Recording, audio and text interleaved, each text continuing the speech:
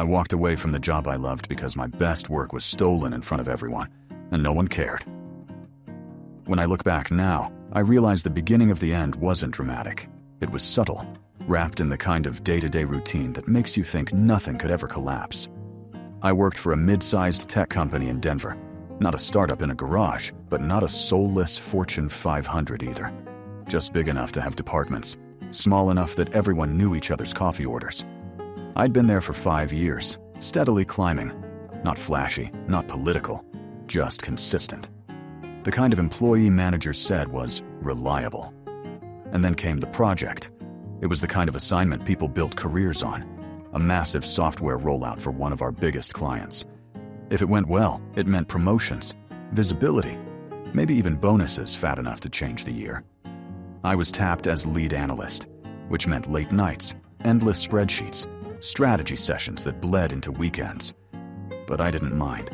This was the kind of challenge I'd been waiting for. And the best part, I wasn't alone. I had Evan. Evan wasn't just a coworker, he was my friend.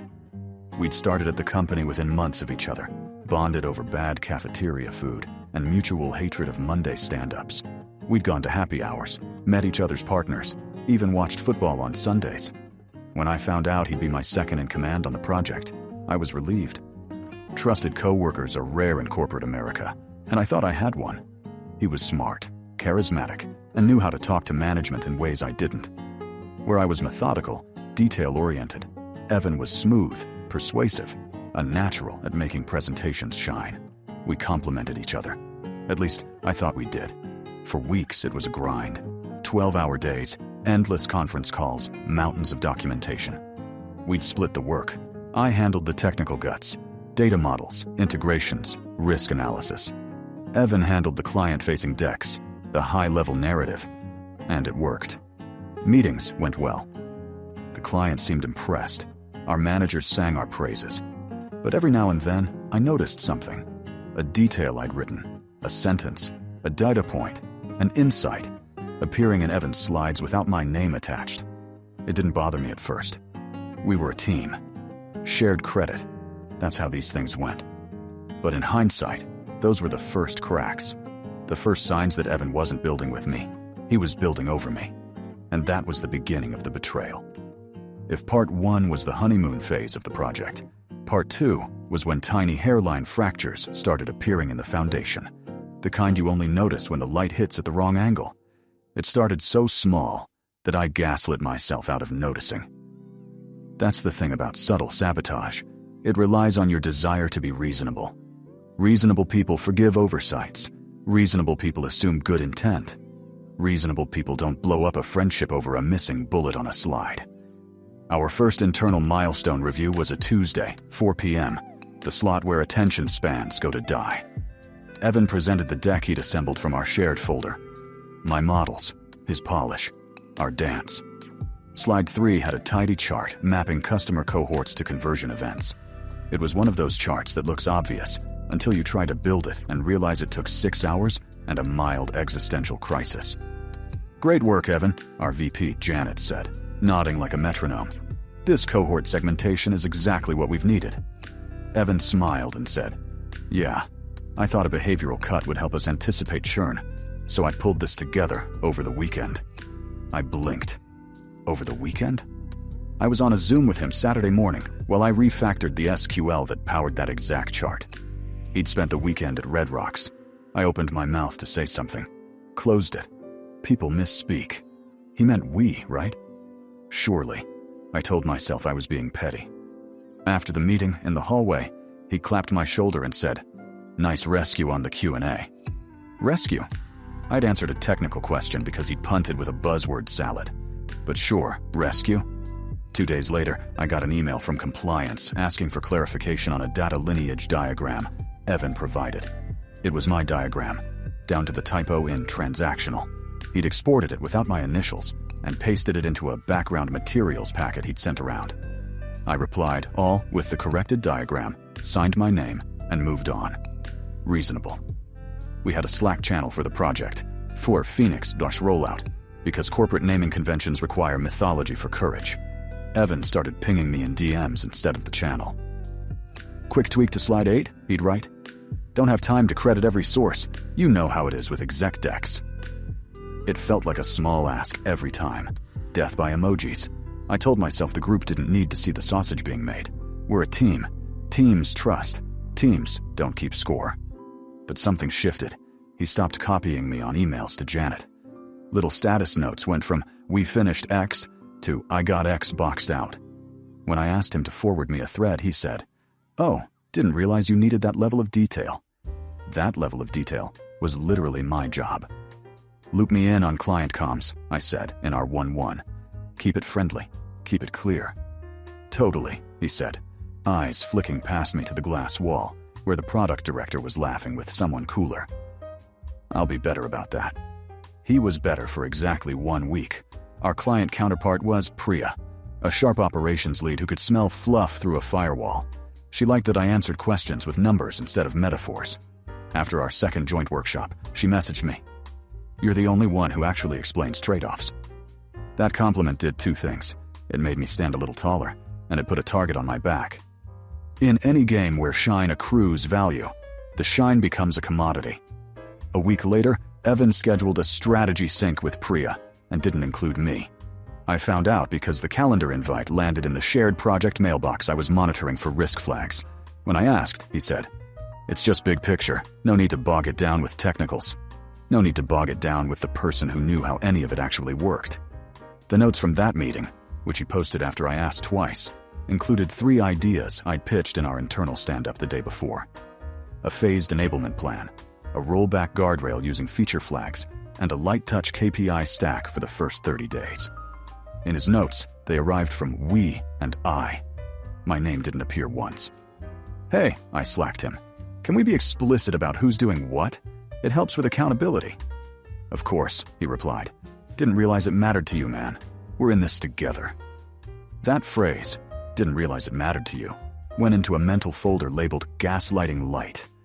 Every company has that weekly show and tell where people present work in progress to build cross-team awareness and brand themselves as impactful. Ours was called Brown Bag, which is tech for bring your own lunch and your most persuasive version of reality. Evan proposed we present early wins. I built a small, clean demo, live metrics, toggles to show the pre-post behavior of our conversion funnel, annotated callouts. He said he'd build the narrative around it. On the day, we walked in together. He had the clicker. Fine, he's better with a room. He warmed up the crowd with a joke about ancient legacy codes sacrificing goats to deploy. People laughed. Then he advanced to the demo. And it wasn't my build. It was a Figma prototype that looked like my demo, but with my annotations blurred into generic insight notes. When I whispered, "Where's the live demo?" he whispered back, "Wi-Fi's flaky, didn't want to risk it." He did the whole talk without saying my name until the final slide. Huge thanks to the team. The Q&A ran long. Product managers lobbed questions he deflected to me in the moment. Great point. I'll let my partner speak to that. My partner. No name, no face, a disembodied mouth attached to his deck. After, in the hallway, Maya from data science said, "That was slick, Evan." Then she turned to me, eyebrows raised. "You're the one who wired the event stream, right?" I nodded. She said, "Good. Because 2 of his claims contradict the schema you showed me last week." She wasn't mad. She was doing me a favor. She lowered her voice. "Watch your back." I laughed and made a joke about sharpening my knives. Inside, something small cracked and stayed cracked. Mid-cycle, we had those quick pulse check-ins where managers ask you to rate yourself against a rubric written by someone who has never done your job. My manager, Luis, is a decent human in a system that rewards ambiguity. He started with, "Feedback's been really positive about the Phoenix rollout." "From who?" I asked. "Not fishing, just calibrating." "Janet in particular," he said. "She sees Evan as really stepping up." I nodded. "And me?" He smiled a careful smile. "You're doing great work. Heads down, reliable." Reliable is the corporate way of saying invisible and safe. I wanted to ask if my reliability was visible to the people who hand out promotions, but the question already contained the answer. "Any concerns?" he asked. I told him plainly that I needed to be included in all client strategy discussions, because technical trade-offs happen there, not after. I told him my work was showing up in decks without attribution. I didn't whine. I used the language the system respects: risk, ownership, alignment. He nodded. Good call-outs. I'll keep an eye on that. Loop me in if there's a specific incident. Specific incident. Translation. Nothing is real until it's in writing, and even then, it's a vibe. 2 weeks later, we hit a major milestone. The staging environment passed its end-to-end checks with only 3 low-severity bugs. For a system touching 6 different services, that's not just good, that's parade-worthy. Priya scheduled a cross-company call to celebrate and align on Go Live. 20 people on Zoom, cameras on. Evan kicked it off with, proud to share that after pushing for a new event taxonomy and rethinking the ingestion pipeline, we cleared E2E with minimal defects. We pushed. We rethought. Then he shared a slide titled Technical Wins, bullets that were my commits, my design, my work. At the end, Janet unmuted to say, Evan, this is excellent leadership. She didn't say my name. No one did. I answered 7 technical questions in a row, while my own face stared back at me from a tiny Zoom square under Evan's slideshow. After the call, Priya sent a thank you email to Evan plus team and CC'd leadership. I replied with a polite addendum outlining next steps and assigned owners per workstream. 2 minutes later, Evan replied, all with, echoing what I said on the call. We'll make sure to keep those workstreams tight, I said. Not we discussed. He stepped in front of my email like a guy who wanders into your photo at a landmark and waves. I walked to his desk. Can we talk? Shoot, he said, not looking up from his screen. Don't reply, all to speak over the plan I sent. If you have edits, send them to me and I'll consolidate. He looked up then, smile set to charming under pressure. Didn't mean to step on toes, just keeping the narrative consistent. The narrative, I repeated. Right. Gotta sell the story, he said. You're the engine, I'm the steering. That's when I knew this wasn't a misunderstanding. It was a worldview. Engines don't get parades, drivers do. That evening, Tariq from engineering pinged me on Signal, not Slack. You free? We grabbed a coffee at the bodega across the street, where nobody from the office goes because the espresso machine sounds like a dying walrus. He didn't waste time. Janet pulled me into a resourcing chat. Evan pitched expanding his scope post-launch. Said he's basically been acting PM on Phoenix. He suggested you could move back to core analytics after Go Live. The coffee tasted like pennies. He said that. Yep. Framed it as freeing you up to do what you do best. Which, you do it very well. But that's not the same as leading. I stared at the sugar packets like they had answers. Thanks for telling me. Don't say it came from me, he said. But start documenting everything, and stop giving away perfect slides. On the walk back, the streetlights looked like interrogation lamps. I pivoted. I started doing the boring, political survival work I judged other people for. I moved decisions out of verbal stand-ups and into tickets with acceptance criteria and my name in the owner field. I annotated decks with footers, data source, model, by my name. I added authored by to the top of internal docs, like a passive-aggressive watermark. When Evan asked for a visual for slide 12, I gave him a link to a live dashboard with my profile photo in the corner and a hash he couldn't screenshot without cropping the attribution. When he cropped it anyway, I posted the live link in the meeting chat so folks can explore on their own. And Priya replied, "This live view is clutch. Thanks." My name. Small win. I wrote it down. You learn to carry a ledger. I also started forwarding key emails to Luis with a neutral "for visibility." If Luis missed the subtext, that was on him. If he took the hint, maybe I'd have a witness when the ground shifted. The company scheduled a mini offsite, which in our world means renting a conference room with better snacks, to align Phoenix stakeholders. Icebreakers, stickies on walls, the whole ritual of co-creation. Evan facilitated. Of course he did. He's good in rooms. He writes on whiteboards like a TED Talk and asks questions that make executives feel smart. During a breakout, he assigned me to tech feasibility with 2 junior engineers and stationed himself at strategy alignment with Janet and Priya. When I walked over to add a technical constraint that would change the scope, he smiled and said, "We'll bring you in when we hit execution." "We're scoping execution," I said. "High level for now. he replied. Don't want to spook the business with jargon. I stared at the post-it in my hand that said, Dependency on Identity Service. Risk swore high, and wondered what jargon he thought would spook them. True, false, or physics. After lunch, he did the thing again. I've been thinking a lot about how we'll phase the rollout to protect the revenue curve, he said to the room. We'll start by turning on 2 segments, then widen as we verify. Janet nodded. Great call, Evan. It was my call. I documented it in a 3-page memo. I felt insane. Insanity makes you brave or stupid. Maybe both. During Q&A, I raised my hand. We should note, I said calmly, that the phased plan hinges on the identity graph stabilizing. We're at 88% match rate. We need 93% to make the first 2 segments meaningful. I've proposed a 2-sprint backlog to close that gap. Details in the memo I circulated yesterday. I watched faces pivot. Janet to Evan, Evan to me, Priya back to the deck. Silence measured 3 beats.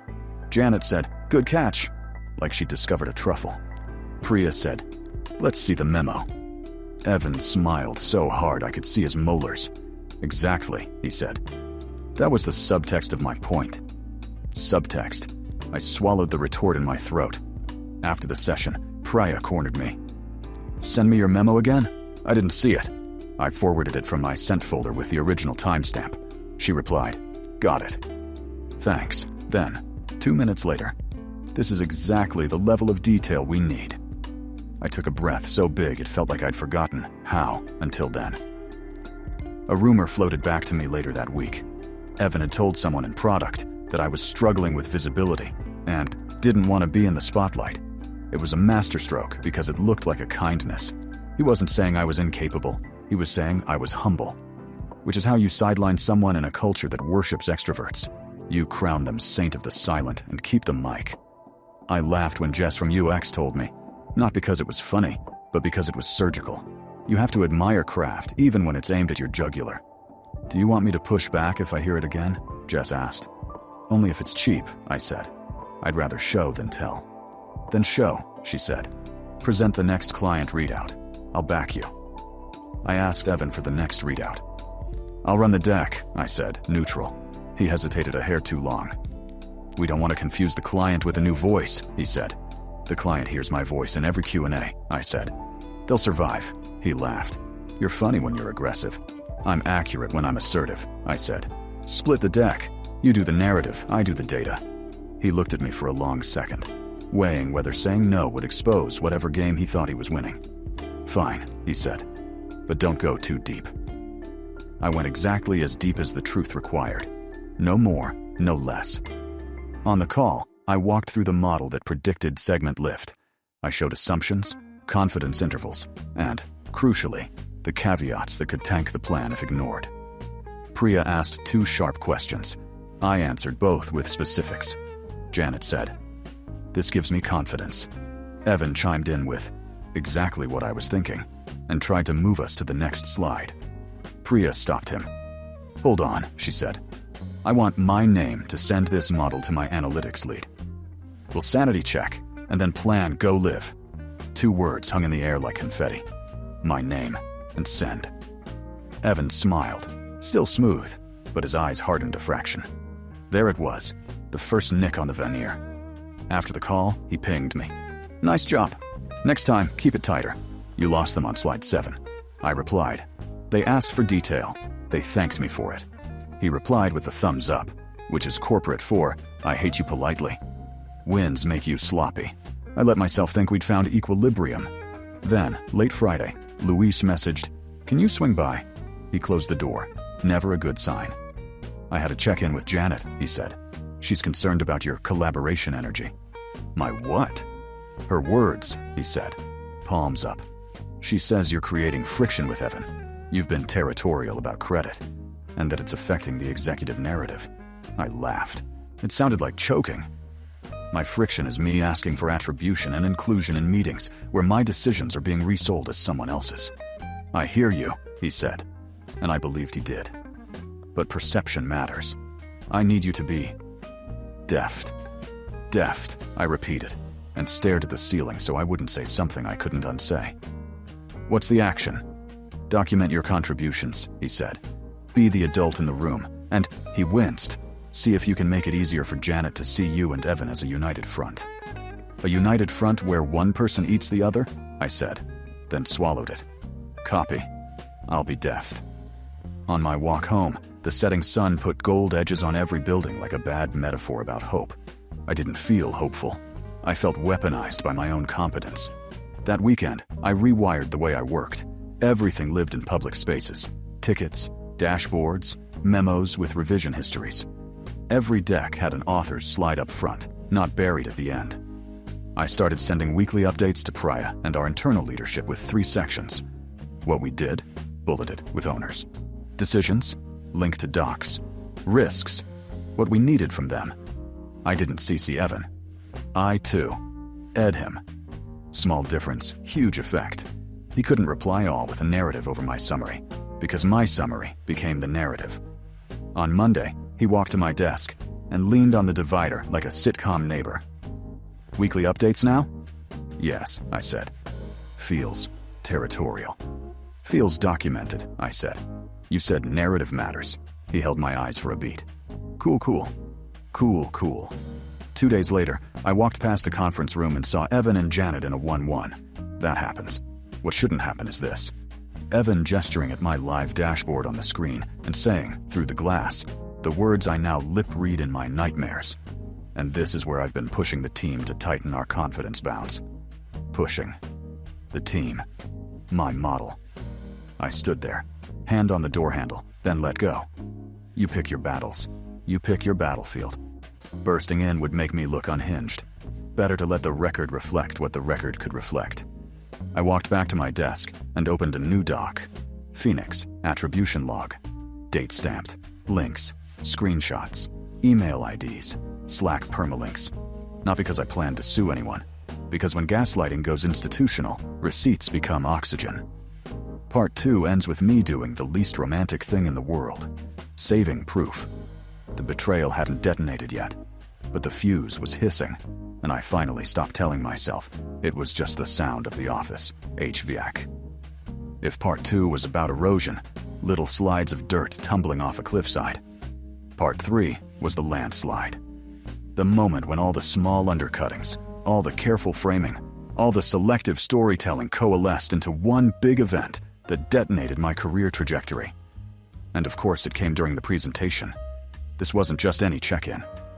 It was the executive showcase, the meeting where Phoenix would be presented to the C-suite and the client's board simultaneously. A make-or-break moment, not only for the project, but for the reputations of everyone attached to it. Janet had been hyping it for weeks. This is visibility at the highest level, she'd said. Careers are made in rooms like this. She wasn't wrong. Naturally, Evan volunteered to own the deck. I didn't argue. That was the role he was best at. The Polish, the narrative. But I insisted on contributing half. I'll cover technical architecture, risk management, and rollout contingencies, I said. No one can answer those questions better than me. He smiled, easy as ever. Of course, man. We're a team. The room was packed. Executives lined the front row, notebooks open. Priya sat across from them, flanked by her senior leadership. The air was heavy with expectation. Evan took the stage first. Perfect suit, perfect smile, clicker in hand like it was an extension of his arm. Slide 1, vision. Slide 2, market positioning. Slide 3, early wins. And that's when I realized I was in trouble. The early wins slide featured my chart, the behavioral segmentation I'd built from scratch. The exact one I'd spent 3 weekends refining. The same one Evan had once claimed he pulled together over the weekend. By rethinking our approach to customer cohorts, Evan said smoothly, I was able to uncover patterns that directly informed our retention strategy. I was able. I felt my stomach twist. My name wasn't on the slide. There was no authored by. The deck had been scrubbed clean. Slide after slide, it continued. The risk matrix I'd built. I pushed the team to think about trade-offs. The phased rollout I'd designed. I drove a staggered deployment strategy. Every single one of my contributions rephrased into Evan's personal narrative. When we divided the deck, my portion was supposed to cover 10 slides. Architecture diagrams, performance benchmarks, scalability forecasts. But when the agenda slide came up, my name appeared only once, for a 3-slide section titled Technical Overview. 3 slides, out of 30. When I shot Evan a look, he just smiled like we'd agreed to this all along. I did my 3 slides, kept my tone professional, concise. But the damage was done. When questions came, they all went to Evan, even technical ones. Great insight, Evan. How did you decide on the phased segments? What led you to prioritize that risk mitigation path, Evan? Each time he'd pause just long enough to make it look thoughtful, then deliver a polished answer. Occasionally, he'd throw me a bone. Of course, my name was instrumental in the details. But by then, the perception was set. He was the architect. I was the assistant. At the end, Janet stood up. Outstanding work, Evan. This is leadership at its best. She turned to the room. This is why we invest in talent like his. Not ours. His. When the meeting ended, executives crowded around Evan, shaking his hand, congratulating him. Priya gave me a sympathetic look, but didn't say anything. I walked out, feeling like the floor had been yanked from under me. Evan caught up, grinning. We killed it, man.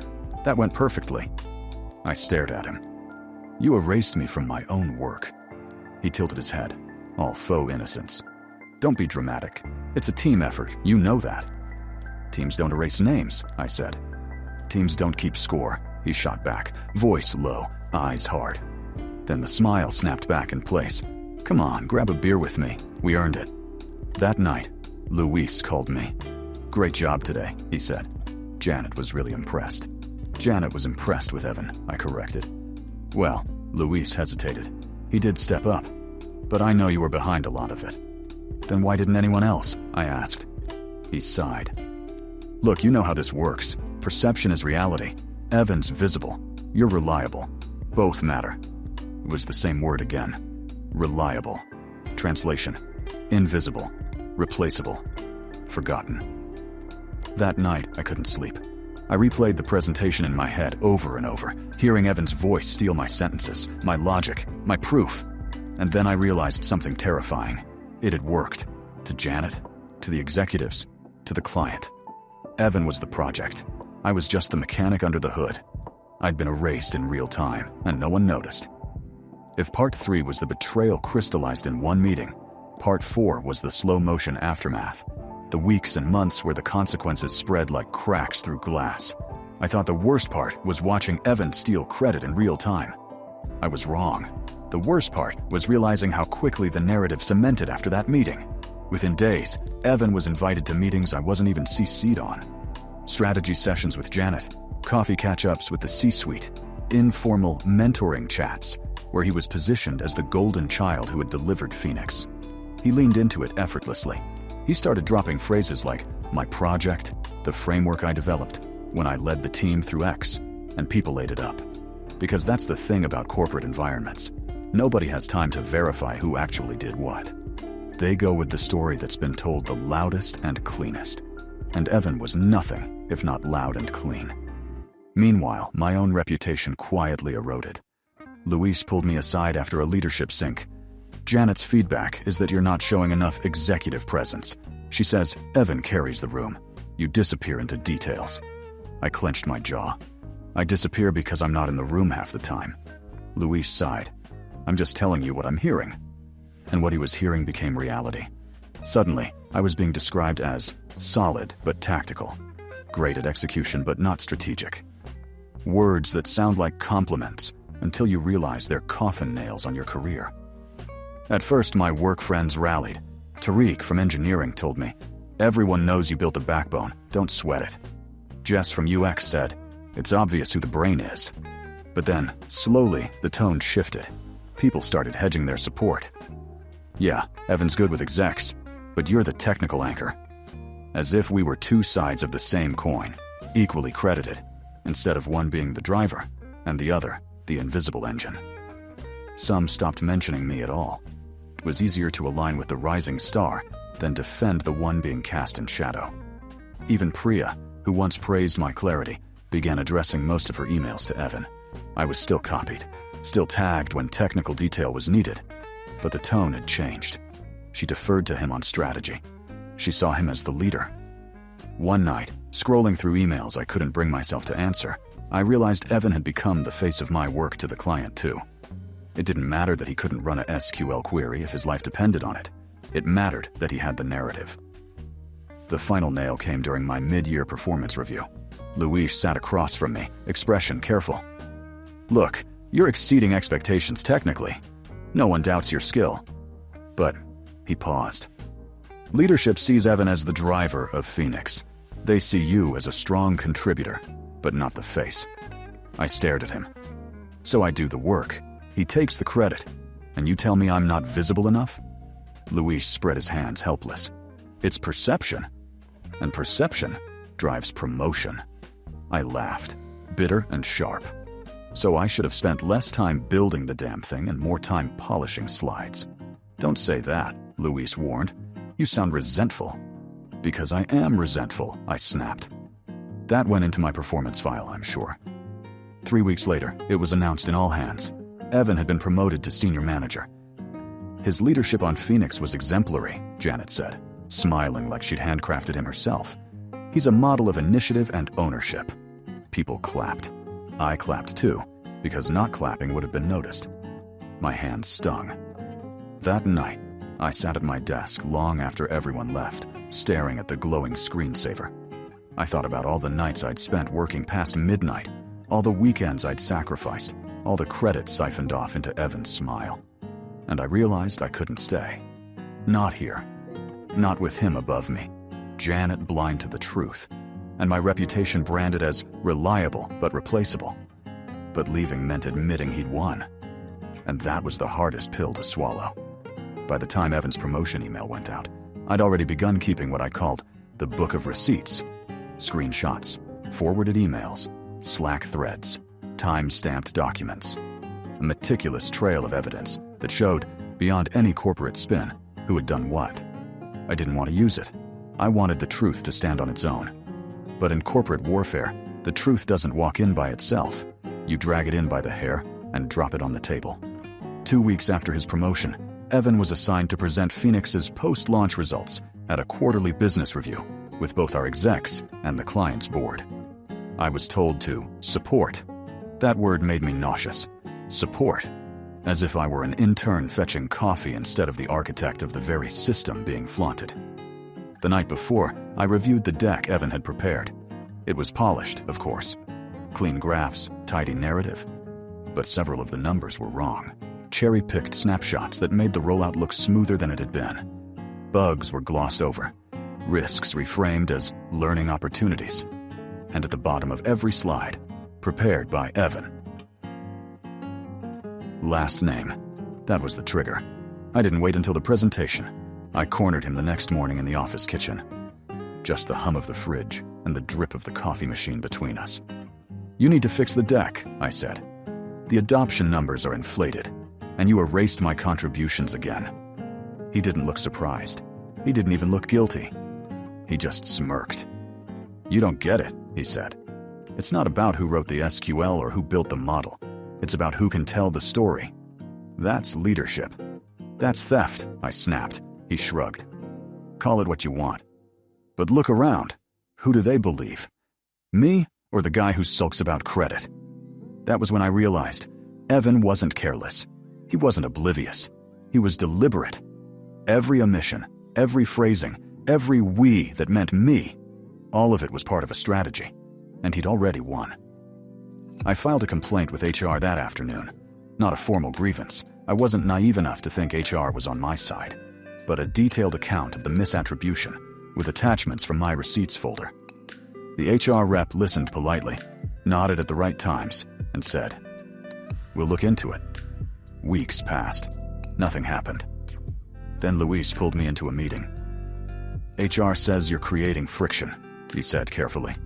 "They've heard from multiple sources that you're not being a team player, that you're undermining Evan." My stomach dropped. "I'm undermining him?" Luis sighed.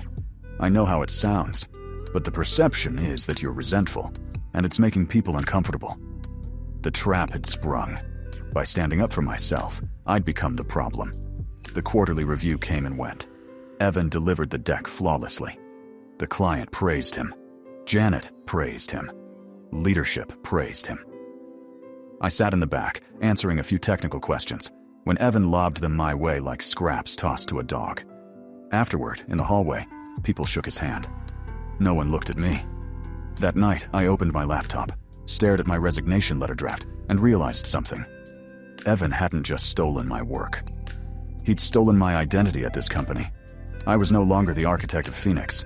I was just a shadow behind his spotlight. 1 week later, I did something reckless. I printed the attribution log, 50 pages of time-stamped proof, and dropped it on Janet's desk. She leafed through it, eyebrows raised. "What is this?" "The truth," I said flatly. "Every chart he claimed, every model he presented, every memo he erased me from. That's my work, not his." She looked at me, then at the stack of paper, then back at me. And she said the line that still echoes in my head. "Even if that's true, perception is already set. Fighting this will only hurt you." Translation: "We've already chosen him. You're disposable." I walked out of her office, past Evan's desk, past the project posters on the walls. I packed my bag. That night, I clicked submit on my resignation letter. 2 weeks' notice. No explanations. No farewell speech. Just silence. When the goodbye email went out, Evan replied, all with, "Best of luck, man. Couldn't have done it without you." I stared at the words. The final insult. The perfect erasure. Leaving a job isn't always dramatic. Sometimes it's just walking out with a cardboard box full of desk plants and notebooks while your badge stops working behind you. That's how it was for me. No fireworks, no grand showdown, just a quiet exit, while Evan shook hands upstairs. But the real aftermath wasn't in the leaving. It was in what came after, the rebuilding, the reflection, and the brutal clarity that betrayal brings. The first Monday I wasn't at the office felt alien. I woke up at the usual time, made coffee, sat at the kitchen table, and realized I had nowhere to go. No back-to-back meetings, no Slack pings, no Evan standing at the whiteboard with my words in his mouth.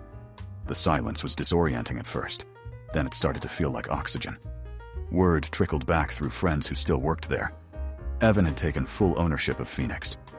He was being positioned for a director role. Janet was championing him as the future of leadership. But there were cracks. The client started pushing back, frustrated by oversold promises. Bugs multiplied. Without me to quietly patch things in the background, Evan's polish couldn't hide the rot. "Phoenix is wobbling," Jess messaged me. "They're realizing you were the glue." I didn't gloat, not out loud. But inside, I felt a grim satisfaction. It took 2 months, but I landed a new role at a competitor. Higher pay, better title, healthier culture, at least on paper. During the interview, when they asked why I was leaving, I said, "I want to be in a place where credit and accountability are aligned." They nodded. They understood more than I expected. In my first week, I swore to myself, never again. Never again would I let someone steal my voice, my work, my identity. Looking back, the worst part of the betrayal wasn't the lost promotion. It wasn't even watching Evan climb on the ladder I built. It was the erosion of trust. The slow realization that someone I considered a friend, someone I'd laughed with over beers and late-night deadlines, had been sharpening a knife behind my back the whole time. That changes you. It hardens you. It makes you question every handshake, every smile, every "we're in this together." What I learned is simple, but brutal. In corporate life, credit is currency. If you don't claim it, someone else will. HR doesn't protect you. They protect the company's narrative. And sometimes betrayal doesn't look like sabotage. Sometimes it looks like charm. Months later, I got a message from Priya. Just one line.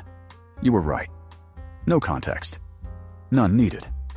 I closed my laptop, leaned back in my chair, and let myself smile. Because in the end, I didn't need to prove anything to Janet or Evan or anyone else. The truth always leaves a paper trail, and I had mine.